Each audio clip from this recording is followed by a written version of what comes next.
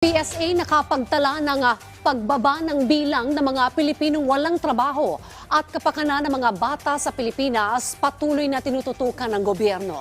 Yan ang ulat ni Kate Renia.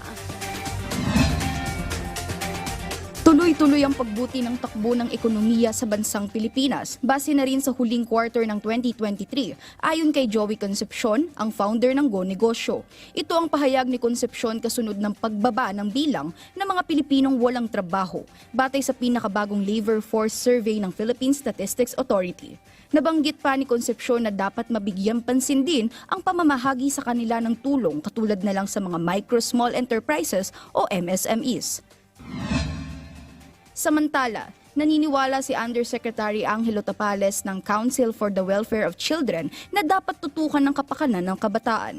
Dagdag pa ni Tapales, inilunsad nila ang Makabata Helpline 1383 kung saan katulong nila rito ang ibang ahensya ng gobyerno at mga private sector.